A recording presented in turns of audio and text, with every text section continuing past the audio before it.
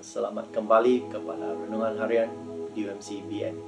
Harap anda semua sihat, dan saya akan membawa renungan firman Tuhan pada hari ini daripada Nehemia, ya, bab 5, dan tajuk besarnya permintaan pemberkataan Nehemia. Mari kita membaca firman Tuhan daripada Nehemia bab 5, lebih spesifik kepada ayat 14 hingga 19. Sejak aku ditetapkan menjadi pembesar di tanah Yahuda, yaitu selama 12 tahun sejak tahun ke-20 sampai tahun ke-32 pemerintahan Raja Artasasta, aku dan para saudaraku tidak pernah makan peruntukan makanan pembesar. Tetapi dahulunya para pembesar sebelum aku memang memberatkan beban rakyat. Mereka memungut makanan dan anggur daripada rakyat, selain perak senilai 40 shekal. Bahkan anak buah mereka bermerajalela atas rakyat. Tetapi aku tidak mau berbuat demikian, kerana aku takut kepada Allah. Aku juga mencurahkan tenaga dalam kerja-kerja pembinaan semula tembok itu. Kami tidak membeli sebidang tanah pun, dan semua anak buahku dikerahkan ke sana untuk melaksanakan pekerjaan itu.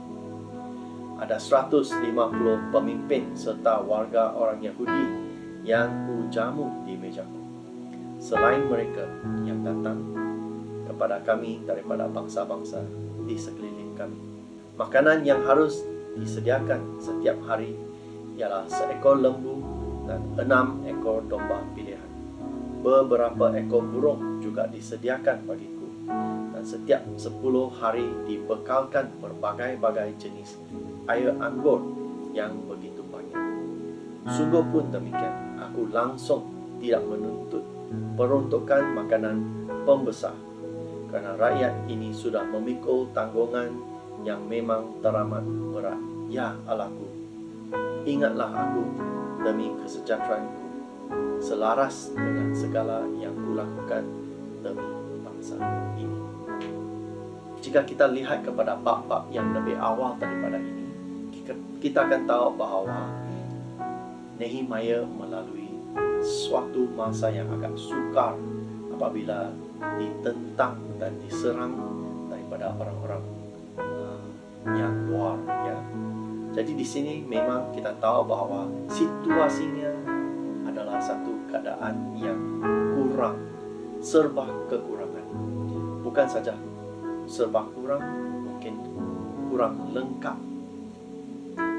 Tetapi di sini kita mendapati dalam 5 ayat ini bahawa Nehemia melakukan kerjanya, tanggungjawabnya dengan sepenuh hati.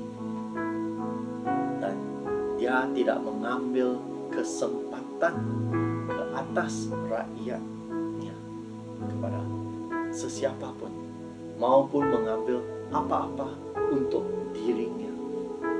Itu adalah 2 perkara yang saya mendapati daripada 5 ayat ini. Mengapa dia tidak melakukan semua ini?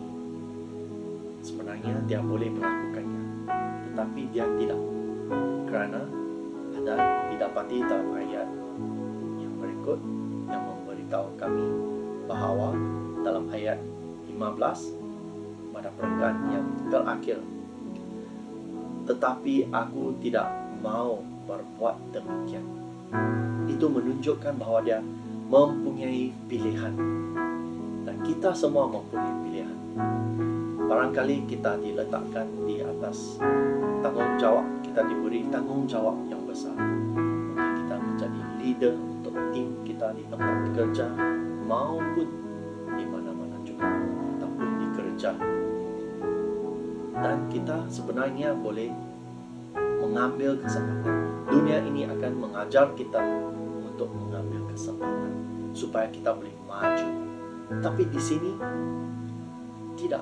Sebaliknya, bukan saja Nehemia tidak mengambil kesempatan,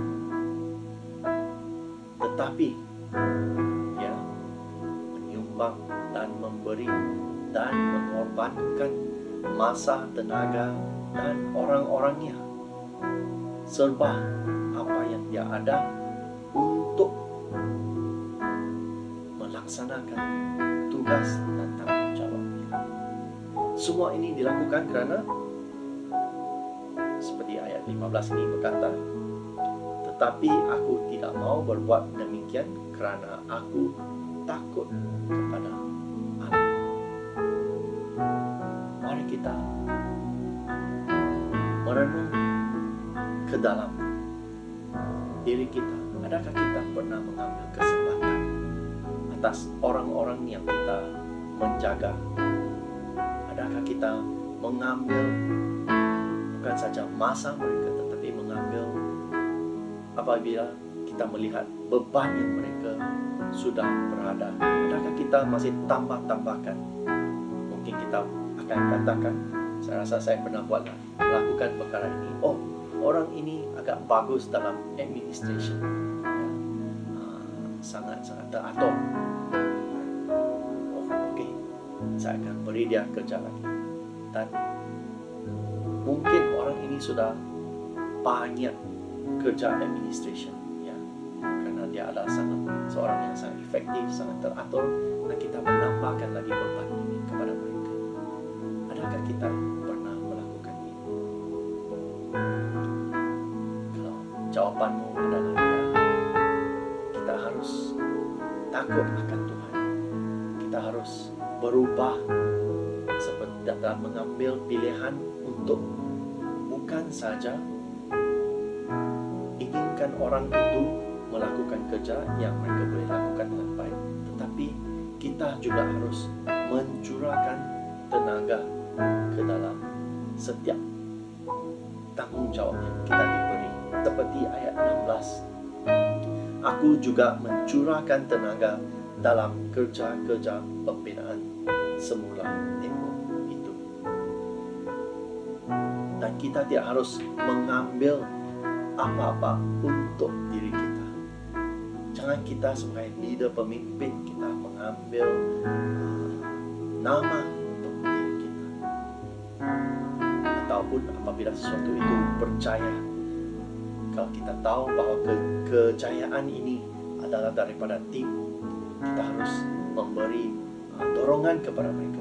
Dan juga kita harus mengenalkan bahwa mereka yang telah menjayakan projek atau apa yang telah dilaksanakan, jangan kita saja yang mengambil namanya.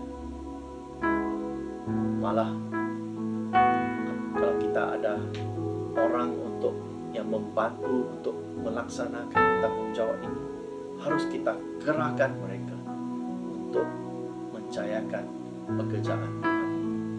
Yang kedua adalah perkara yang Nehemiah melakukan itu ialah dia tidak menuntut apa-apa. Walaupun makanan harus diberi 40 shilling perak harus dibayar kepadanya setiap hari, dan 40 shilling perak itu sesuatu yang kecil. Saya buat sedikit penyelidikan. 1 shilling perak itu adalah persamaan 3 ringgit. Dan kalau darab 40 itu adalah 66 ringgit. Pada masa dahulu, ini adalah satu kuantiti yang besar. Kalau kerja buruh itu keuntungannya seharian di antara 50 ke 70 ringgit.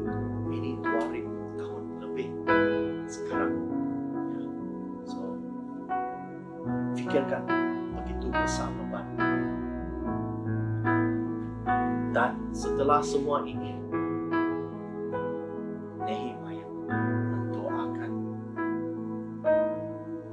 satu pemberkatan untuk dirinya, yaitu dalam ayat 19 mengatakan, ya Allahku, ingatlah aku demi kesejahteraan selaras dengan segala yang kulakukan.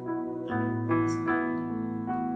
Di sini saya mendapati bahwa Nehemia mendoakan satu pemberkatan ke atas dirinya, dan pemberkatan ini bukan saja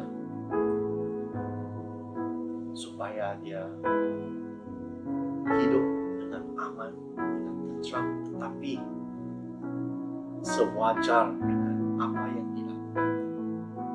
Mungkin barangkali kita bertanya, apabila kita berdoa, kita meminta doa agar Tuhan memberkati kita. Tapi di sebaliknya, adakah kita melakukan apa yang seharusnya kita lakukan supaya tidak membebankan orang, dan sebaliknya melakukan kerja-kerja, mengambil tanggung jawab yang telah Tuhan lakukan, yang Tuhan inginkan dari kami. Itu yang saya ingin sampaikan pada hari ini, dan mari kita berdoa.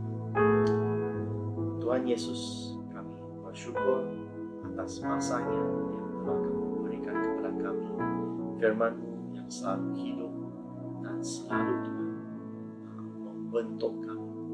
Jadi Tuhan, pada hari ini Tuhan, saya ingin doakan Tuhan agar Kamu terus membentuk hati kami, supaya Tuhan tidak membebankan orang, membuat pilihan Tuhan untuk melakukan apa yang baik, adil, dan saksama seperti Nehemia. Dan Tuhan, kami berdoa Tuhan supaya semua ini akan mengikut Tuhan keperluan peruntukan-Mu dalam hidup kami, supaya Tuhan hidup kami itu akan Kamu berkati dengan kesejahteraan Tuhan, supaya kami Tuhan dapat menikmati Tuhan kebaikan dalam hidup kami. Jadi kami serahkan Tuhan semua yang salah yang telah kami lakukan, agar Kamu Tuhan memaafkan kami. Dan Tuhan, kami berdoa agar Kamu memberi kami tenaga Tuhan untuk mengambil tanggung jawab, mengambil langkah-langkah yang perlu dilakukan Tuhan, supaya kami dapat kesejahteraan dalam hidup kami. Semua ini kami berdoa dalam nama Yesus.